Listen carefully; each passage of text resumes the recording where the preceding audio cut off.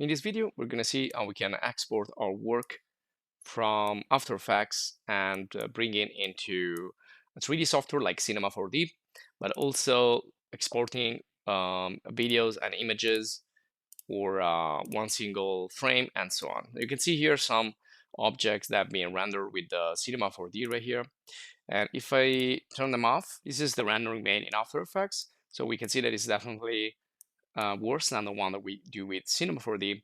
And also we generated this camera movement not by just animating the camera, but we tracked the camera 3D in the previous video. So here we can see the previous video from which we tracked the camera right here. So we used the track points and then we created some 2D graphics, which looks like 3D, but they're actually flat. And then we created also some actual 3D extrusion.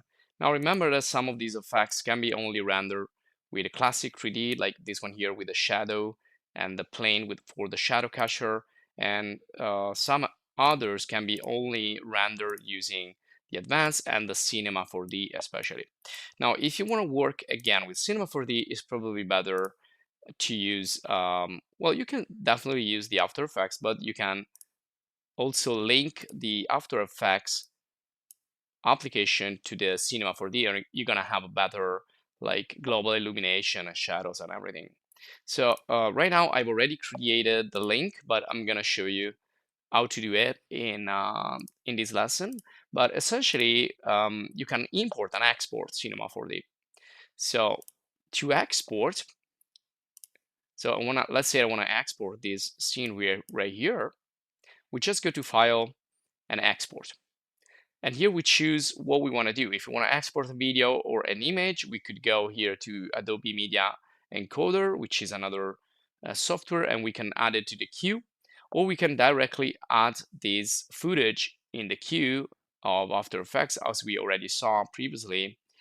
Or we can bring it to Premiere Pro, which is another Adobe product for video montage and managing a lot of clips and creating like longer videos or movies and so on. And there you have Cinema 4D. So if I click here, it's gonna ask me if I wanna keep the text and if I wanna extrude the text to see them in Cinema 4D. So I'm gonna save this, I'm gonna export this, I'm gonna call this C4D example. There you go. And the format is Cinema 4D here, or C4D. I'm gonna save it. Once I do that, I can bring it back in this composition here or in another. So if I open up, let's say another project, and I just gonna create new composition here. There you go. So I can go to, well, I either go to File, Import, File, and directly select the Cinema 4D, or I can link them together. But before we link them, let's import it first. So this is going to be the C4D example. So I'm going to import it. And there it is. I'm going to click and drag it and bring it in here. And it's going to automatically activate the Cineware by Maxon. So you need to install this. Now, this is the like pre-rendered version. And I'm also seeing this plane, which is a video plane that I want to get rid of in Cinema 4D. So once we have a 3D layer like this, we can establish a live link. So we either open up directly the file and then we modify it, or we can link it. And that's better because, well, the only thing we will need to do is change the original scene. It's going to be automatically updated. Now, this is Cinema 4D Lite that you can install if you have After Effects. Just follow the instruction. You need to download the Maxon app from the original website.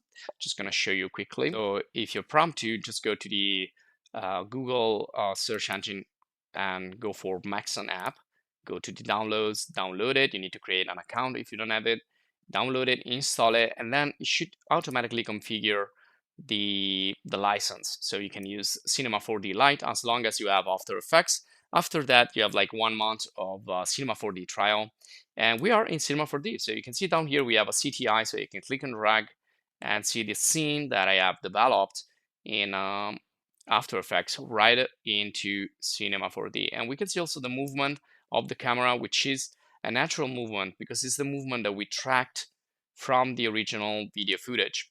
Now, what I don't like here is this plane. So I can click with the left one, select it, I can just delete it. So here you have outliner or navigator of the scene. So you can see this is a plane. I can either hide it or just delete it with the delete key. Since I don't need it, I will just delete it. So you can see now that, well, let's just save this. So I'm gonna File and save it. I'm just gonna change the language also.